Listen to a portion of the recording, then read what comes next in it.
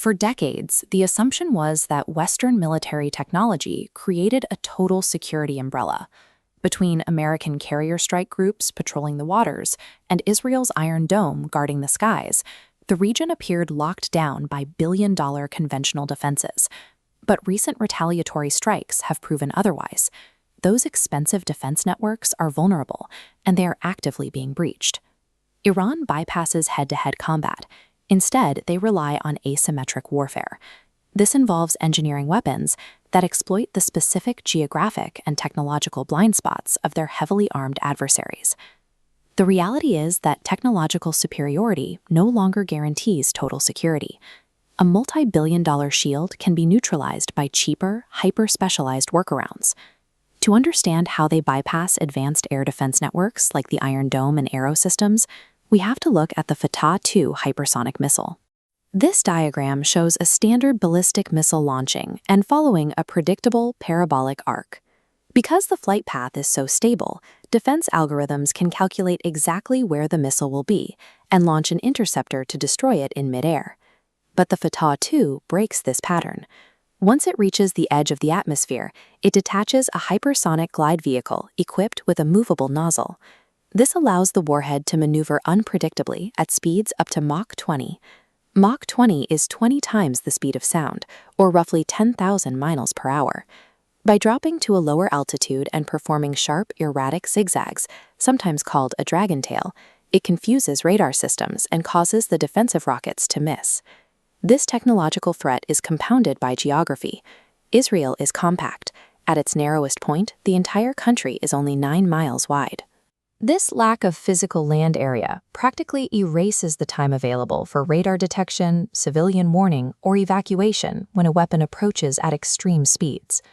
By combining erratic, high-speed agility with a target that has zero geographic buffer, Iran reduces the reaction time of the world's best defense computers to near zero.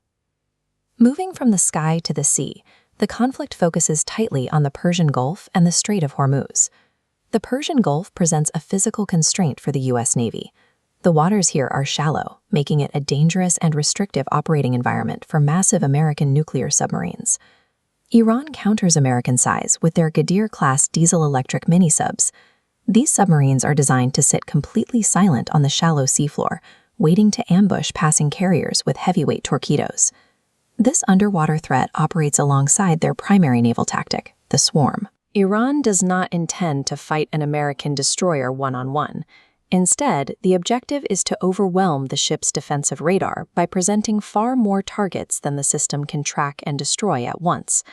A single attack could involve dozens of fast attack boats closing in simultaneously, combined with hidden anti-ship missiles launching from disguised civilian cargo vessels.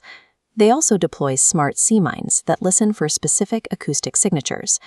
An acoustic signature is the unique sound pattern emitted by a specific type of ship engine, allowing the mine to target only the ships they want to destroy. In a geographically confined space like the Persian Gulf, cheap, overwhelming volume and acoustic stealth can effectively trap and paralyze a heavily armed maritime armada. This leads to a specific philosophy. You do not need to sink an American aircraft carrier to defeat it, as long as you can blind its sensors and starve it of fuel. The blinding phase relies on drone warfare. Iran deploys massive waves of cheap, loitering munitions, essentially suicide drones. These are uncrewed aerial vehicles programmed to wait in the air before diving into a target. They are intended to crash into the sensitive radar dishes and flight decks of U.S. ships, neutralizing their ability to launch aircraft or detect incoming threats. The starving phase targets logistics. Taking advantage of its mountainous terrain, Iran hides its massive ballistic missile arsenal deep inside dispersed underground caves. This subterranean network protects their stockpile from preemptive strikes. These hidden missiles are aimed directly at critical, static American lifelines, such as the Al Udeid Air Base in Qatar and the Naval Support Activity Headquarters in Bahrain. By destroying static ports, runways, and centralized fuel depots, the technologically superior U.S. Navy is rendered deaf, blind, and incapable of sustaining operations in the region. The traditional hierarchy of global military power has fractured. High-speed gliders, shallow water ambushes, and mass-produced drone swarms have now bypassed the most expensive defense networks on Earth. Simply adding more billion-dollar interceptors to the stockpile will not fix a problem that is rooted in restrictive geography and overwhelming volume. In modern warfare, predictability and a reliance on static technology are vulnerabilities. To survive, conventional militaries must invent an entirely different set of tools to counter the swarm.